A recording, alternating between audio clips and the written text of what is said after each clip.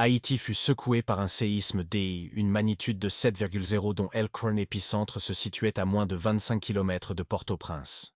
Le désastre humain et matériel dépassa tout entendement. Les infrastructures déjà fragiles de l'État et de la société s'effondrèrent, paralysant la gouvernance et rendant la gestion de la catastrophe pratiquement impossible sans aide extérieure. La MINUSTAH fut durement touchée. Son quartier général à l'hôtel Christopher s'écroula, ensevelissant plus de 100 membres du personnel onusien, dont le représentant spécial Eddie Anabi et son adjoint Luis Carlos da Costa. D'autres casques bleus et civils internationaux périrent dans l'effondrement d'installations. Malgré ces pertes, la mission se trouva face à un devoir impératif: aider à coordonner la réponse humanitaire des urgences.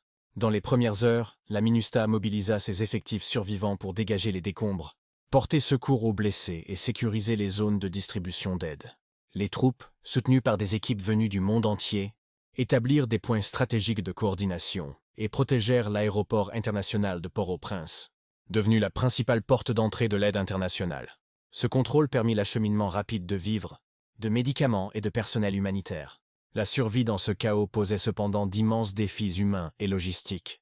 La coopération entre la MINUSTAH, les ONG, l'armée américaine, déployée massivement dès le 14 janvier, les agences onusiennes et les autorités haïtiennes s'avéra complexe. Des tensions surgirent au sujet de la gestion de l'aéroport, certains dénonçant une prise de contrôle américaine, tandis que la MINUSTAH jouait un rôle intermédiaire entre les acteurs internationaux et elle en État haïtien. Des centaines de milliers de rescapés s'abritèrent dans des camps improvisés. Aux côtés d'OCHA, la MINUSTAH tenta d'organiser la distribution de l'aide et la protection des plus vulnérables. Ces patrouilles de nuit cherchaient à prévenir les pillages et à calmer les foules affolées. Paradoxalement, cette tragédie rapprocha temporairement une partie de la population des casques bleus, dont certains se firent reconnaître pour leur aide médicale, la distribution d'eau et la protection des convois humanitaires. Les soldats uruguayens, brésiliens, jordaniens et d'autres nationalités participèrent activement aux opérations de sauvetage, souvent au péril de leur vie.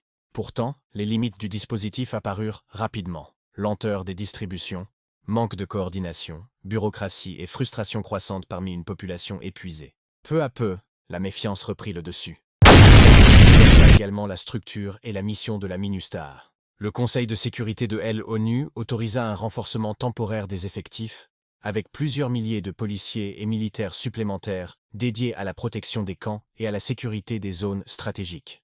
De nouvelles priorités émergèrent: prévention des violences de genre, lutte contre les trafics, et maintien un climat de stabilité indispensable à l'afflux massif des ONG et agences internationales. Dans ce contexte précaire, la MINUSTAH contribua à la tenue des élections présidentielles et législatives de 2010.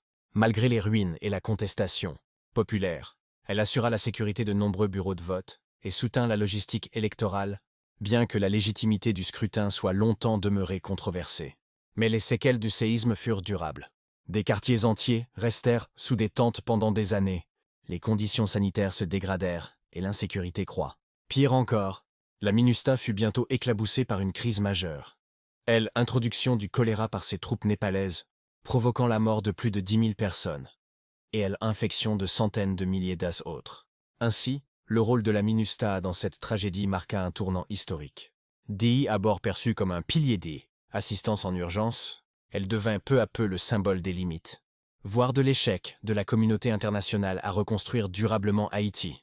Cette catastrophe demeura l'un des chapitres les plus marquants de la mémoire collective haïtienne.